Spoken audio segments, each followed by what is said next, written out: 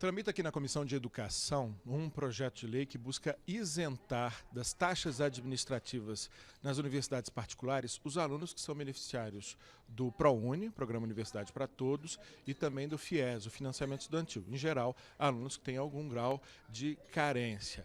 Só que esse projeto de lei encontra alguma resistência, porque principalmente os representantes da universidade dizem que se abaixar para alguns, vai ter que aumentar para outros. O deputado professor Alcides, do Partido Progressista de Goiás, convocou uma audiência pública com representantes das universidades, representantes do governo, para discutir o assunto. Qual a conclusão que o senhor chegou após as falas desses dois lados da questão? A conclusão que nós chegamos é que nós vamos rejeitar a lei, porque ela vem trazer problemas sérios, principalmente nas receitas das pequenas faculdades. As grandes faculdades sofrerão menos, mas as pequenas faculdades terão suas receitas reduzidas. Isso faz com que você terá que aumentar as mensalidades daqueles alunos que pagam normalmente, que não sejam alunos do FIES e que não sejam alunos do ProUni, e não é justo. O senhor acredita, então, que o plenário da comissão deve rejeitar?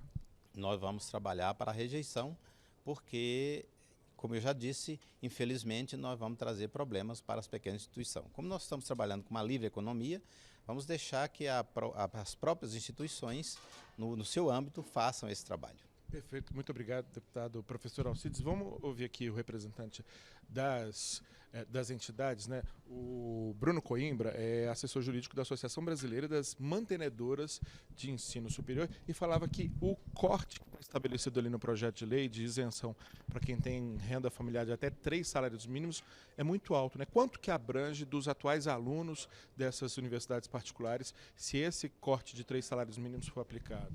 Na verdade, o projeto pretende criar a isenção para todos os estudantes, independente do corte em relação à renda per capita. Ele pretende para o aluno do ProUni, seja bolsa integral ou parcial, e seja o aluno FIES, independente do percentual de financiamento que ele tem. Então não há uma distinção. A reflexão que a gente trouxe aqui foi exatamente essa.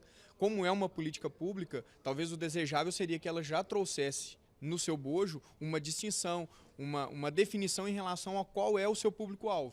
Porque, na verdade, ela cria uma isenção total de todas as taxas.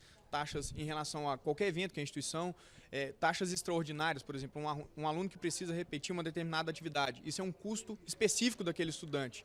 E é muito claro para nós que se isso for colocado na conta de todos os estudantes, e nessa perspectiva de que hoje quase 50% de todos os alunos matriculados no ensino superior privado estão custeados por essas políticas públicas, o reflexo financeiro disso vai ser considerável.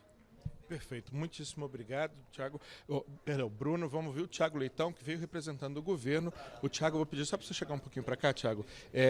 Representa a Secretaria de Educação Superior do Ministério da Educação e qual é a posição do MEC em relação a esse projeto? Então, a gente observou 2 pontos de atenção dentro desse projeto. Um é que se essas taxas forem vinculadas ao montante de financiamento que o aluno contrata no FIES, isso pode fazer com que o número de vagas ofertadas dentro do FIES diminua ao longo do tempo.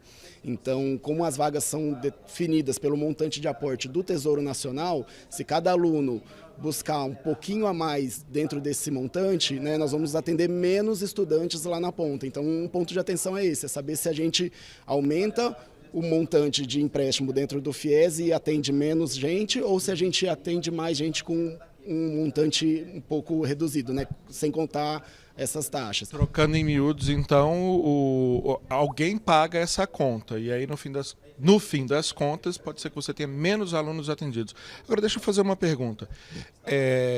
Existe alguma política que garanta, que impeça que a cobrança das taxas seja abusiva, e acabe prejudicando quem precisa recorrer, por exemplo, ao FIES, ou Universidade para Todos, para ter acesso ao ensino superior, e possa também ser prejudicado por taxas, às vezes, muito elevadas? Então, as taxas que estão vinculadas aos programas, essas são gratuitas. Então, se o estudante quiser transferir de algum curso dentro do ProUni ou dentro do FIES, ele não paga nada. Mas claro que a instituição pode cobrar do aluno a emissão de alguns documentos.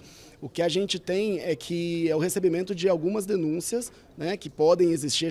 Quando isso acontece, a gente recebe em forma de denúncia e a gente então aciona os meios judiciais necessários para verificar se isso é um abuso, se isso é uma taxa abusiva ou não. Então, o que a gente pode chegar à conclusão é que uma regulamentação mais complexa pode ser melhor do que uma isenção ampla, generalizada, restrita e sem critério. Sim, e principalmente a focalização, né? A gente teria que focalizar melhor qual seria esse público atendido, qual seria o público beneficiado. Por esse projeto, são todos os alunos do FIES e todos os alunos do ProUni, o que dá mais de 50% de todos os alunos das privadas.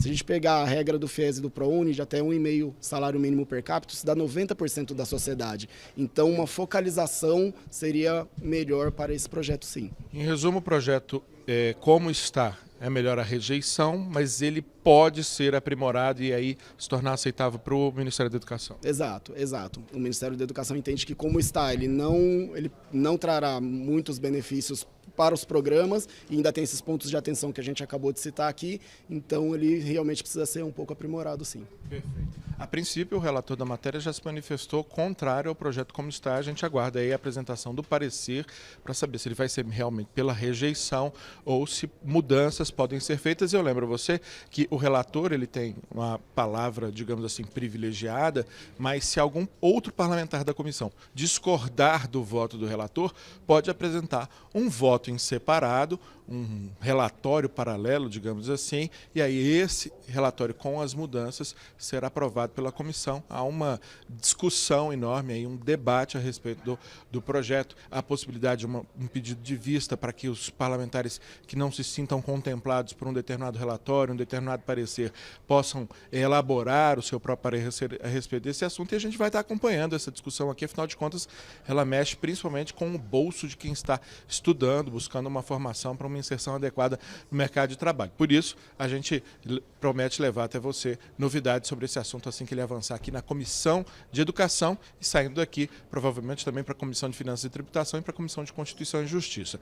Até qualquer momento, mais informações ao vivo agora na Câmara. Até mais.